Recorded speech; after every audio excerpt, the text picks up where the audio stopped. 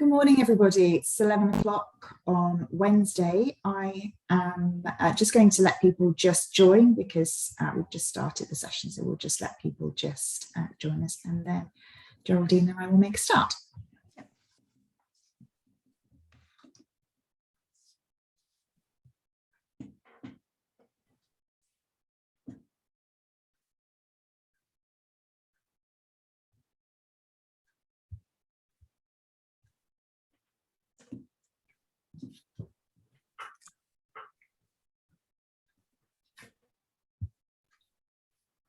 Okay, I can see the numbers are kind of sort of steadying off now, so we'll make a start. So good morning, everyone. Welcome to our June webinar. I hope everyone is well.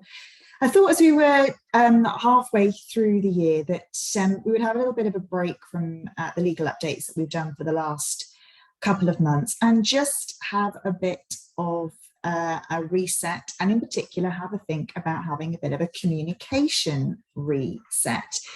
Now, we know that managing teams can be difficult, particularly when we think about the different ways in which people are working. And for HR, it's hard, isn't it, to motivate and support our managers, as well as ensuring that our values and our culture are still being very much at the fore in terms of what we do. We know, don't we, that pretty much 99.9% of all workplace surveys always say communication, either between teams, managers, or between, senior leadership, is always difficult. So I thought what we would do today is pose a question, which is, how can we get everyone working together, maintaining purpose and community, however and wherever they are working? And I think the answer to that, or one of the answers to that, lies in how we can revisit and improve our communication skills. So to help me discuss this topic, I'm really pleased to be joined by Geraldine Joaquim. She is a sleep expert, well-being expert, and also a trained hypnotherapist, and works out of Mind Your Business. So Geraldine, fantastic. Thank you so much for joining me today. Thanks very much. Thanks for that intro, Emma. So we've been running, haven't we, some wellbeing sessions for clients, as well as some courses as well on managing stress, stress awareness. But just to give us a little bit of background, Geraldine, maybe just talk about some of the work that you're doing at the moment with your clients. Yeah, so I tend to specialise in employee wellbeing, partly because my background, I spent 20 years in corporate marketing, international marketing, so I spent more time than I care to remember sitting on aeroplanes and going through Heathrow Airport, which all seems like a dream now after the last 2 years of the pandemic. But so a lot of the work I do is based around helping people to manage stress, to build teams' resilience, and communication is really a big part of that. It's actually central because, if you're not communicating with each other on equal terms, then you're not going to develop that really collaborative team spirit that, that we all want. Not 100% of the time. It's not, it's impossible to have anything flying high at 100%, but most of the time. And that helps to smooth out the stresses that you might be feeling, other people might be feeling. It just makes everything work better. Absolutely, absolutely. So just a little bit of housekeeping. Ooh, I'm a bit too quick there. Just a bit of housekeeping. Geraldine and I are live today. The session's being recorded, so welcome to all of you who are watching us on our YouTube channel or through our website. For those of you who don't know Boyce Turner, we're a commercial law firm in the Thames Valley, and our employment team helps clients with immigration issues, training issues, coaching, as well as HR support and litigation. So I thought what we would do today in our session is really focus on these topics. I thought we'd start by sort of setting the scene, looking at some of the benefits of good communication, and also asking, have we fallen into bad habits over the last 2 years or so? I know I have. Then I thought we would have a little bit of a look at communication back to basics. Remember the social cue? Remember when we used to have discussions around the coffee machine, or just, generally being in a room together and picking up on those sort of, non-verbal communication skills. So to have a discussion about that, and also how perhaps we can, focus on our remote meetings and see whether we can, use that and still remember, how important it is to pick up on those social cues. I think really a big part of being an effective communicator is really understanding motivation. So what are our own motivations? And also looking at the motivations of others. And we're going to spend some time looking at that. And then some really lovely work that has been done on personality types, focusing on different personality types. So we're going to touch on that at the end as well.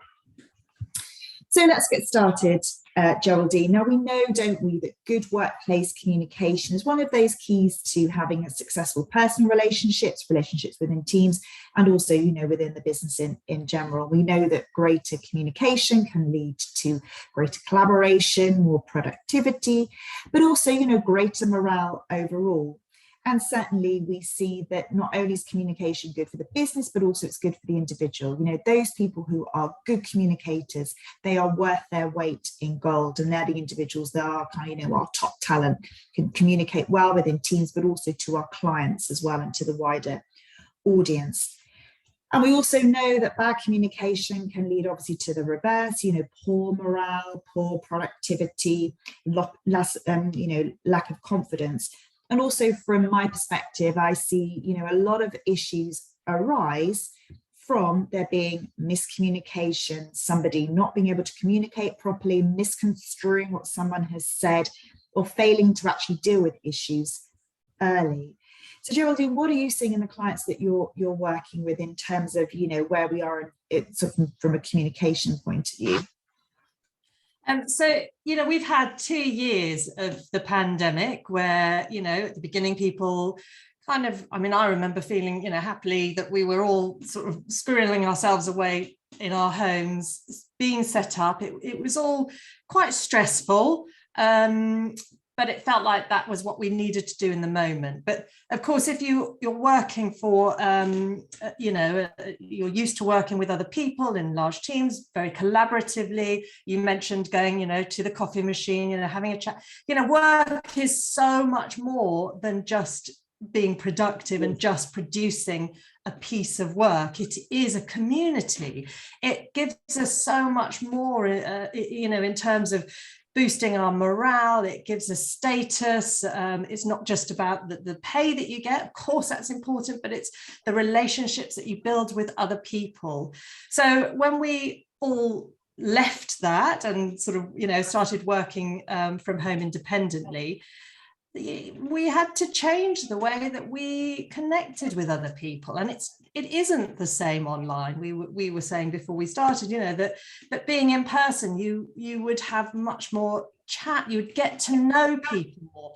When you're communicating through, online, you tend to just get down to business because you've allocated a time for this. So it's a much more formal process. You haven't just happened to, both of you landed on Zoom at the same time and happened to have this conversation. So it's really about re-engaging now as we are hopefully going into a more hybrid working environment, or even full-time back to the office, or just being able to come back out of, sort of feeling that we are solely at home. It's redeveloping the team spirit. And that's really important. That forms, that communication piece forms the heart of that, because we've also developed, I say myself as well, we're more isolated. We've developed bad habits in the way we communicate. I've noticed over the last couple of years, people are more judgmental of others. They're less willing to give other people space and time. Everything's snappier, quicker, because we're all, that's what tech gives us. So yeah, we need to step back, a little bit of reflection. Do we want to continue on this route, or do we want to change? Not necessarily go back to how it was, but have a choice in what we're doing, how those teams are forming, how we're communicating with each other, with customers and clients as well. It's not just about the business, the team, that rolls out to other places and people, the suppliers as well. So, you know, it's looking at the whole picture, kind of taking a much more holistic look at it. No, I've really welcomed, you know, going to clients' offices, having conversations. It's much more, you know, as you said, sort of collaborative, discussing ideas, you know, running training courses in person as well. You go back to sort of people feeling they can ask questions. You can obviously do group work much more easily and much more effectively. So no, I totally understand, but I really like that point about have we got into bad habits? And I think one of the bad habits is actually, do we have a bit of communication overload? I mean, literally, it is Teams, Zoom, Skype, instant messaging, WhatsApp groups, email, text, the old, you know, back in the day, telephone, you know, literally, it's like it's totally surrounding us now. And I wonder whether actually there are any tips around how we can switch off. Yeah, so that's a really tricky one. I saw an estimate that we, you know, we're living in an age of infobesity now. You know, we love that. You know, there's an estimate that we have 350% increase in the amount of information we have streaming at us all the time in just 30 years. I mean, I'm a child of the 70s. I remember used to get your news from the morning daily paper. You'd have maybe the radio on, but probably not. I don't remember having the radio on in the morning, the 6 o'clock news, and that would be about it. Now it's bing, bing, bing, everything's coming through. And of course, the way we're communicating with each other. Now, whilst on the surface, that sounds great, and it has had its benefits. I mean, I don't know about you, Emma, but over the lockdown, we had a weekly family Zoom session that started off as weekly quiz, but that quickly fell by the wayside. It was a good way to just stay in touch. But then it did become a bit onerous and it kind of drifted off. But it's sitting and looking at a screen, particularly as you're saying, back-to-back meetings, one after the other on various platforms, is really tiring. Mm-hmm. A lot of people don't like looking at themselves, you know, and I know that there are ways to do it. You can turn your own video off. I mean, I've given talks where literally everybody's turning their videos off, and I know it's because you know, they don't necessarily want to just see themselves on screen, but it also is an opportunity to go on your phone or to be distracted by something else while you're doing the meeting. Now, we know that the brain cannot multitask. We know that. What happens is you're switching your attention constantly and it's really exhausting. So that becomes a problem for the brain. We're actually filling our heads up with a lot more input, stressors, stimulus throughout the day. So no wonder we feel kind of exhausted by the end of the day. So the tips I would say is focus on one thing at a time. If you're having a meeting, have the meeting. Having just said we don't have the chat and we don't have the stuff around it, but don't hang around too long on screen, because it is tiring just looking at a screen. Make sure as well you get up a lot, because you can end up sitting in the same position, which is not great for your back, your hips.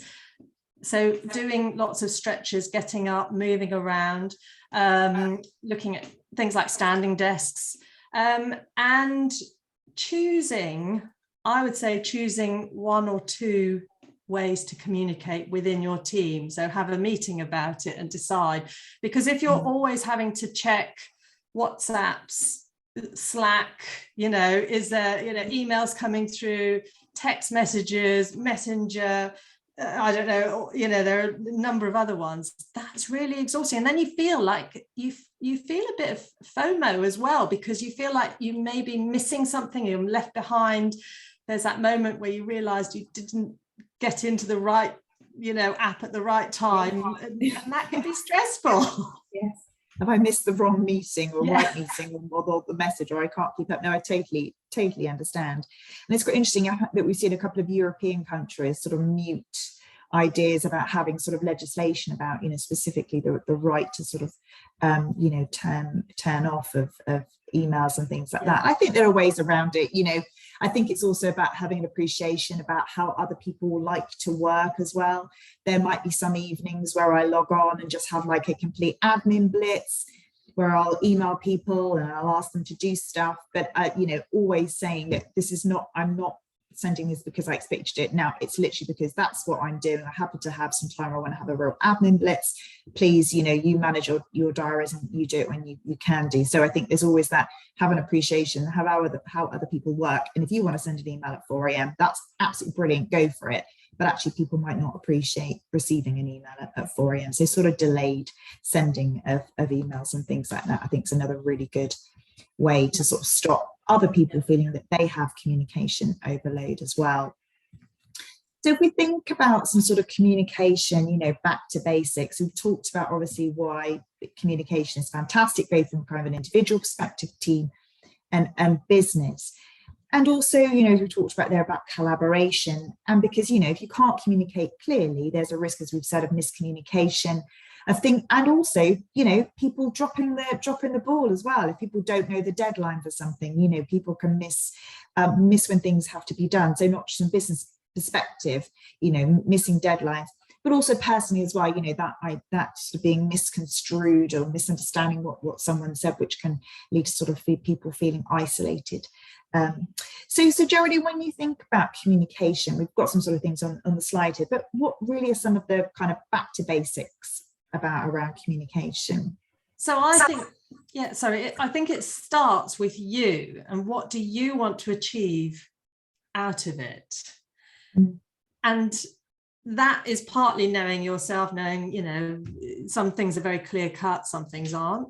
And also knowing a little bit about how your fellow, the person you're communicating with operates. People respond to instructions differently.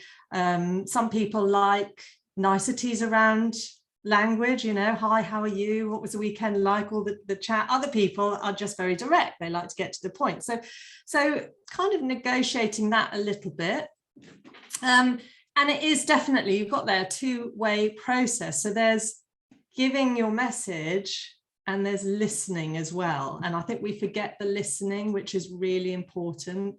One of the biggest stresses that people have in life is the feeling that they're not heard, that they're not, and that leads to not feeling valued.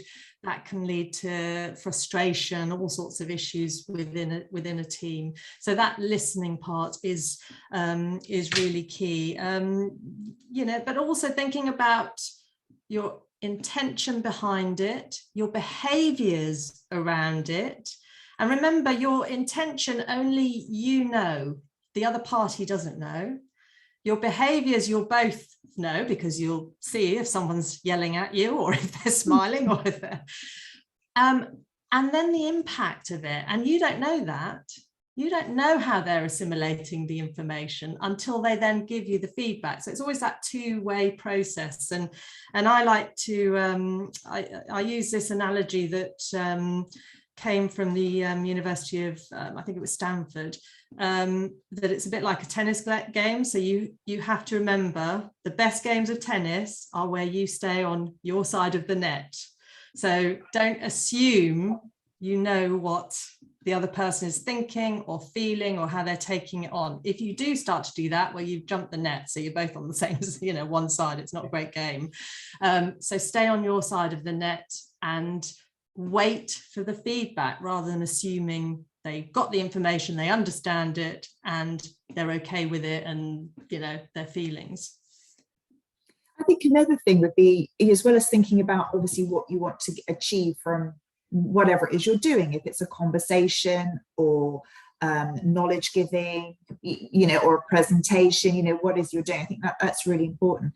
I think the other really key thing is to think about the setting as well. And I think, and it kind of goes back to that issue about always being on, is that often now we're expected to, accept a Teams call on our laptop and almost sort of have an answer there and then to something, or be ready and, ready and willing to have whatever conversation because the other person, on another laptop has decided they want to have that conversation there and then. So I think there's also that to sort of consider about, not just, well, I'm ready to have this conversation, I've prepared myself for it, but also thinking about, is this the right time? And that all goes to, I think, what it is you want to achieve from this conversation. Particularly if you're going to have those difficult conversations, at work around, performance or behavior. So, really thinking about, yes, what do I want to achieve, but also, is my message actually going to resonate and be heard? Because the person that I'm going to have a conversation with is simply just not in the right place to have that conversation. So, it's kind of thinking about those sorts of things as well. So I think some really useful points there about, obviously, the verbal communication, thinking about how we communicate with people, but also we've got those non-verbal communications as well, haven't we? And I wonder whether, that's sort of one of those things that, perhaps we've sort of forgotten that was so important. It's not just what we say, as you said, Geraldine, it's how we say it. And, that point about, 2 ears and 1 mouth and, for a reason. And have we forgotten the social cue, these non-verbal characteristics that help you understand something more thoroughly? What do you think? Yeah, so you might have heard that statistic. I think it's something like 7% of our language or of our communication is language, and the rest is non-verbal. That's probably a bit outdated. I think it was developed in around the 60s.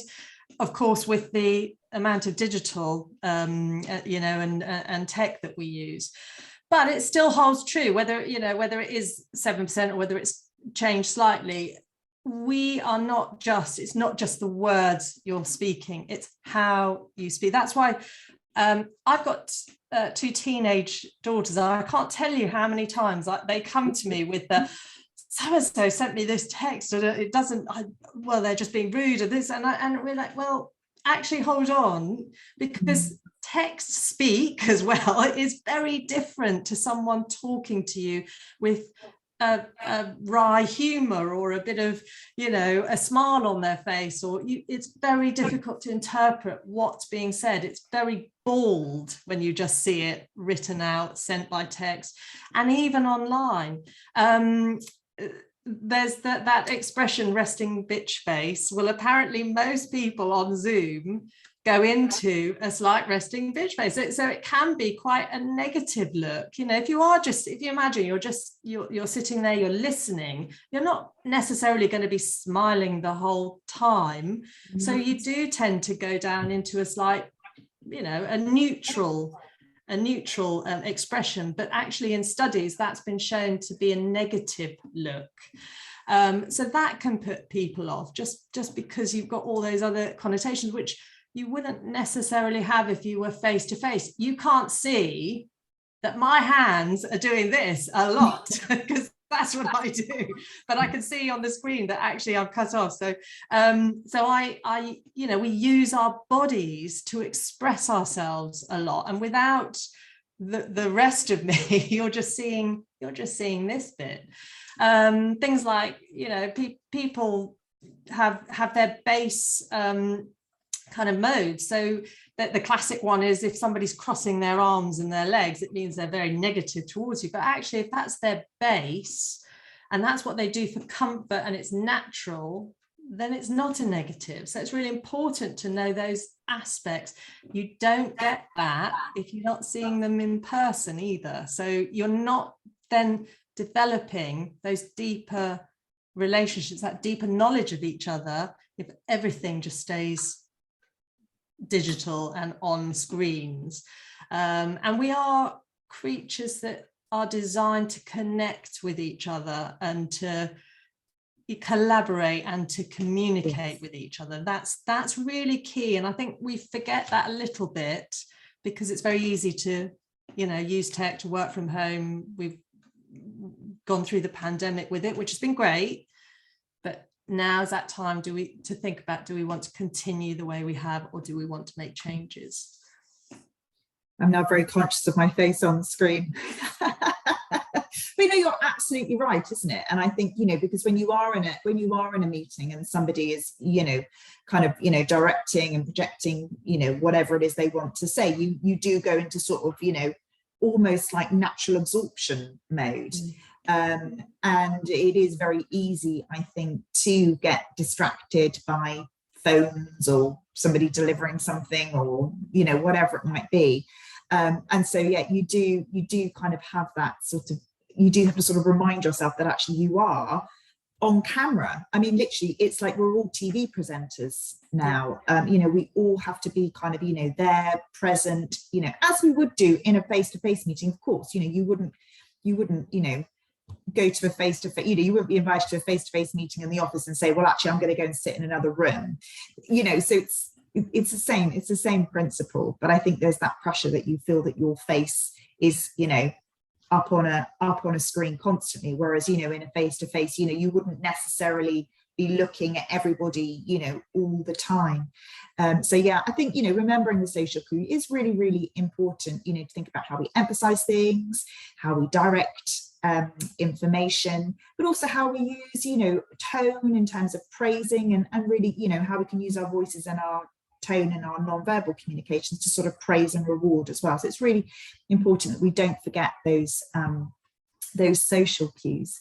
So as I said at the start, one of the key things about being a good communicator is that we can use those tricks, those non-verbals, those verbal communication skills to really focus on getting people to do what we want them to do, whether that's someone in our team, whether that's somebody, you know, within a leadership structure, whether that's a client or a customer or a supplier.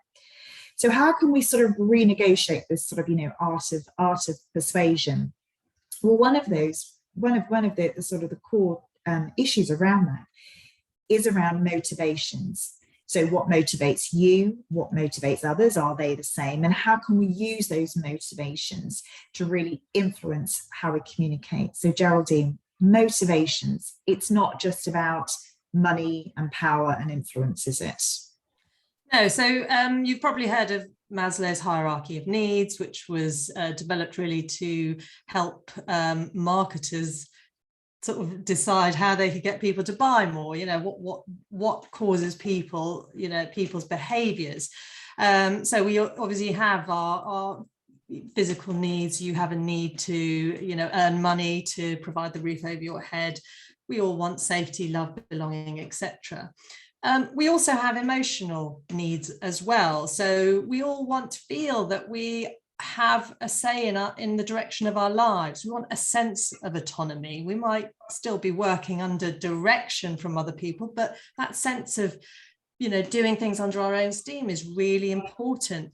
We all have a driving need to form communities, to have intimacy with other people, to form relationships, but also to be able to step back and have some privacy, because we all need to feel that, you know, we can have that time on our own. You know, it doesn't matter whether you feel that you're a people person or you're a bit of an introvert. We need a mixture of both, so giving and receiving of attention. Yeah, we also all need to have some sense of our status, and that's a really intrinsic need that's embedded deep in our you know, in our brain, because that's about how we fit into the community. And subconsciously or even unconsciously, we are always looking at other people to see how well we're doing against them, how well they're doing against us. Are they stronger than us? Will they help us to survive? Because it's all about survival. Are they weaker than us? So therefore they're going to be eaten first, so we can stand behind them, and, you know, they're going to be first. And we do this on an unconscious level. So it's a really important key. But we also fall into categories of how we respond to inner and outer expectations. And that's a really interesting aspect of kind of psychology. So it's really determining yourself, what drives you. So are you the type of person that puts your health the top of the list. So you're really good at being able to go to the gym, do your exercise, do your yoga, whatever. Or are you somebody else who puts everything aside in favor of helping other people? So we all have those different tendencies, and that's really key in how we communicate with people, because some people need more accountability. Some people are very good at just being given the task, getting on with it. So you need to, in that team, you want a mixture of these people, but you need to be able to communicate and to talk to each of them in the way that suits them. If you were, for instance, if you were someone who's a questioner who really wants to find out the hows, the whys, the wherefores, you probably need someone who can just say, right, we've got enough information. You don't need to keep digging at it, because it can become, it can go into analysis paralysis, if you like. You can actually stop yourself from doing it. So those are all motivators. Those are all our intrinsic motivators of why we're there, what we're doing, and how we get things done. And that's key, really. And there's been some really nice work, hasn't there, done on understanding those different personality types, which we're going to sort of talk about. And this is some work by Gretchen Rubin, isn't it, on the 4 personality types. And there is a questionnaire and a quiz, which we will be sending out. It'll be quite interesting to hear back whether I've got a lot of rebels on the call, or whether some lots of obligers. So Geraldine, talk us through what the different personality types are, and then how can this sort of impact on team diversity. Sure. So so this is it's a very narrow aspect of your personality. This isn't a big insights discovery or what's the other one, Myers-Briggs. This is a very narrow part of the personality, but it's a really key one, because it's about how you respond to inner and outer expectations. And when you understand yourself, because it must start with your own self-awareness of your own tendencies, and you then start to understand how your team is set up around you, you can then start to everybody can help each other to achieve the team's aims. So you can start to set situations up so that you'll all make better decisions. You'll all be able to meet the deadlines because there's clarity, and you're delivering it in the way that appeals to the person you're delivering it to. You'll be able to meet promises to yourself as well, because we are terrible at putting ourselves at the bottom of the list and not giving ourselves that status that actually we all need ourselves. Everybody will be suffering from less stress, and stress is a key thing. If you're stressed with communication, so if you're stressed, you're likely to have a very closed down view of things. You're likely to kind of hold everything to you. You're not going to be an open, giving, looking to receive information and giving information. So the more you can reduce stress within your team, the more people are going to be looking for opportunities to help. They're going to be looking for opportunities to flourish. They're going to be looking at, being creative, all of those good things that you want in a team. So actually that is a number one aspect of communication, which I should mention, is if you want somebody to do something for you, or you need something done, get them in a good mood. That is an absolute key one. If you go in shouting as few as stressed and getting them stressed, they're very unlikely to want to help and to want to achieve what you need them to. But so the tendencies are, briefly, we've got the upholder. These are people who meet their inner and outer expectations really well. Now that sounds like it might be quite stressful, but actually they're very good at looking after their own well-being, self-care, and also being able to meet deadlines. These are the people, you give them a task, you just leave them alone. They will get on and do it. And actually, that can be a little bit of a downfall for them, because they sometimes don't understand why the other people can't just be like that. So if you're an upholder manager, you have to take a step back a little bit and maybe nurture the other people beneath you. The questioners, so these are people who meet their inner expectations. So it's all about what they need to know and how they want to do stuff. They are less likely to meet outer expectations. So these are the people who like to know the hows, the whys, the wherefores. They'll ask and ask and ask, trying to find perfect information. And that can sometimes be very difficult if you're a manager, because they'll be coming back to you again and again for more information. And they can get a little bit stuck in that quest for perfect information, which there never is. So they need a little bit of help with putting in deadlines. They must have, whatever information we've got by this time, that's going to be enough. We're going to only, I don't know, I mean, if you were looking for taps, you'd go online and there's a gazillion taps. You're going to say, we're only going to find a tap from this store. So you put parameters around them. The rebels, now, I get a lot of contention, because I've done this workshop quite a few times, and I get a lot of contention with this label rebel. A lot of people see it as negative, but each of those labels, there are good and bad in each of them, and they are all equal. There is no one tendency that you don't want to be. You can't change your tendency either, by the way. It's not a skill, it's just something that's inherent. So the rebels are people who tend to reject both inner and outer expectations. So these are the people who they'll think outside the box.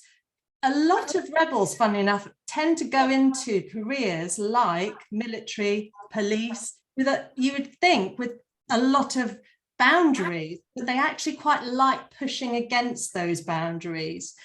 And the rebels are really, the way you talk to rebel is by using information, consequence, and choice. So they need to feel they've got a choice in what's happening. So you give them that information, consequence, choice, and then step away and let them come to the right decision. And then the obligers. So the obligers is the largest group. It's over 40, tends to be over 40% of the population. And the obligers are really the rock of the world. So these are the people that you go to when you need stuff done. They will do everything to help. These are your people pleasers. These are people who, will go out of their way to help you, to make sure everybody else is happy. And they can sometimes do themselves, harm. They sometimes need to be reminded they need to be looked after as well. So they can be exploited. They do tend to get exploited quite a lot because they're easy to exploit. They can go into obliger rebellion. So they take and take and take and take. And then they just explode and they just say, I can't do it anymore. I've had enough. And it might be little. They might be like, well, I'm going to be late for the meeting. I'm just going to sit here and I'm deliberately going to be late, or I'm not going to pick up that phone call. It could be big. I've had enough. I'm leaving. I can't take this office anymore, or this work, or whatever. So those are the four tendencies. And knowing yourself is key, so how you operate, but then knowing how your team and other people around you, can I say, even within your family, because I use this all the time. I've got a rebel daughter, so I definitely use information, consequence, choice with her. And it really helps you to just elevate your communication with them, to kind of pull people together, to get that teamwork going, to make people feel valued, because you're talking to them on their level.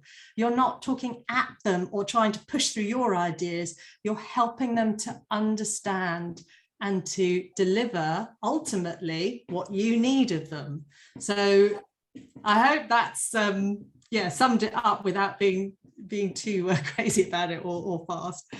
I think that's excellent. I mean, I'm thinking, goodness me, I'm probably a bit of every one of those. So it's gonna be very interesting. I'm going to do the test and see what I what I come out with. And then, yes, as you said, I'm going to try it on the family as well. I have a worry that we're a family of all of us are rebels, but we'll see what happens. That's going to make communication with everybody tricky. But yeah, we'll send that out because it is a really nice thing to do. And as Geraldine says, it's not a whole kind of piece on personality or how you like to work, but actually it's a really nice little snapshot actually to get a kind of sort of instant, sort of, oh yes. And I also interesting what you say about the kind of the obliger and the sort of the take, we have, sometimes we get issues in from employers where you've got almost like that final straw or that, that issue that's kind of completely erupted, and it's quite interesting then to think about that in a personality type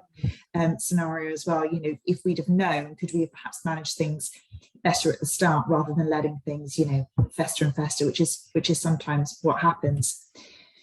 So some really good tips and takeaways there, Geraldine. Thank you so much. I love the point about infobesity. I mean, I think that's great. And also, I'm not surprised that there has been such that staggering increase in the amount of information overload. And I think just, I think as well as kind of celebrating the information that we have and celebrating the ways in which we can now communicate with each other that perhaps, we weren't using so much. Also kind of the flip side of that is to very much think about, okay, this is fantastic, but also we should be putting perhaps some sort of, boundaries in terms of personally, when do I want to be contacted, but also, maybe, as you said, is now the time for sort of teams and businesses to sort of, redefine the rules of engagement, really, how do we want to work with each other and how do we want to communicate? So some absolutely fascinating tips there. And Geraldine, you're running some workshops, aren't you, which is sort of looking at this into more of a kind of a